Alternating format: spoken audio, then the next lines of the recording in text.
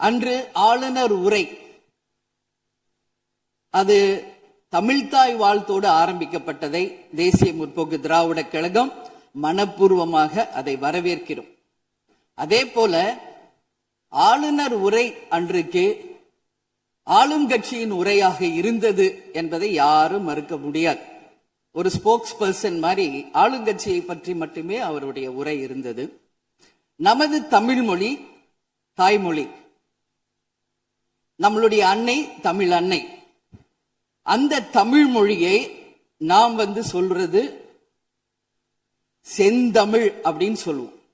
அதை நாம் கேட்கும்போது அது நம் காதல தேன் பாய்ந்ததாக தான் நம்ம எல்லாரும் சொல்வோம்.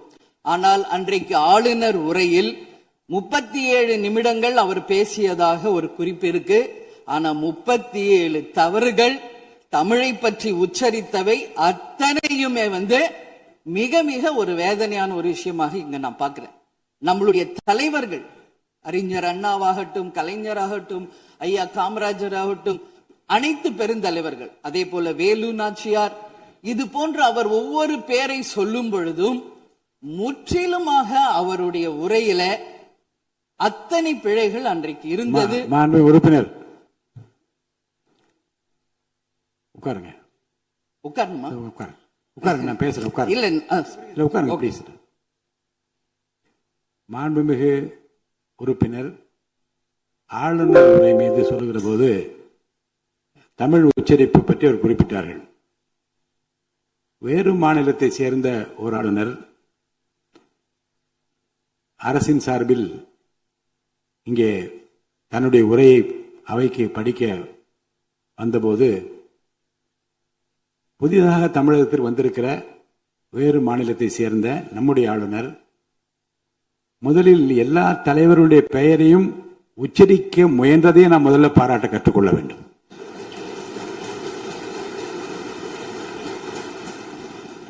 இன்னொன்று, எல்லா பெயர்களையும் விடாமல் படிக்க வேண்டும் என்று அவர் காட்டிய ஆர்வத்தை நீங்கள் பாராட்ட வேண்டும். இன்னொன்று நான் உங்களுக்கு சொல்லுகிறேன், தமிழை கற்றுக்கொள்ள வேண்டும் என்பதில் நம்முடைய மாண்புமிகு ஆளுநர் அவர்கள் ரொம்ப அக்கறையாக இருக்கின்றார் என்பதை நான் அவரை நேரிலே சென்று ஆளுநர் உரைக்கு உரையாற்ற நீங்கள் வர வேண்டும் என்று அழைப்பு விடுக்க சென்றபோது தமிழ்நாட்டில் இருக்கக்கூடிய வரலாற்று சிலவற்றை நான் படித்துக் கொண்டிருக்கிறேன் ஆங்கிலத்தில். அதில் சுதந்திர போராட்டத்தில் இவ்வளவு பெரிய வீரர்கள், இவ்வளவு பெரிய தியாகிகள் தமிழ்நாட்டில் இருக்கின்றார் என்பதை பார்த்து நான் ரொம்ப வியப்படைகிறேன் என்று சொன்னார். அப்புறம் இன்னொன்னு சொன்னார், தமிழில் வந்தவுடனே நான் வணக்கம் என்று சொல்ல கற்றுக்கொண்டேன் என்று சொன்னார். அப்புறம் நான் சொன்னேன், இன்னும் அதிகமாக கற்றுக்கொள்ளலாம், நல்லா இருக்கீங்களா என்று கேளுங்கள் அப்படி என்று சொன்னேன். ஆங்கிலத்தில் அதுக்கு நான் மொழிபெயர் சொன்னேன், நல்லா இருக்கீங்களா என்று ஆரம்பித்தார்.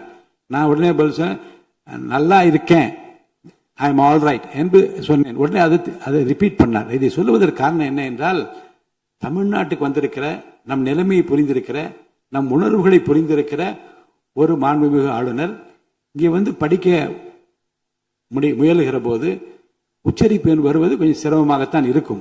ஆனால் நம்முடைய கருத்தை முழுமையாக ஏற்றுக்கொண்டு கௌரவத்துடனும் கண்ணியத்துடனும் இந்த அவையை நடத்திய அவருக்கு நாம் நன்றி சொல்ல கடமைப்பட்டிருக்கோம். மேற்கொண்டு அதை விமர்சனம் செய்ய வேண்டாம் என்று நான் கேட்டுக்கொள்கிறேன். அதை நான் ஏற்றுக்கொள்கிறேன் பேரவைத் தலைவர் அவர்களே. அட்லீஸ்ட் தேன் பாய வேணாம், ஈட்டி பாய்ந்தது அது அன்றைக்கு, இது யாரும் மறுக்க முடியாது.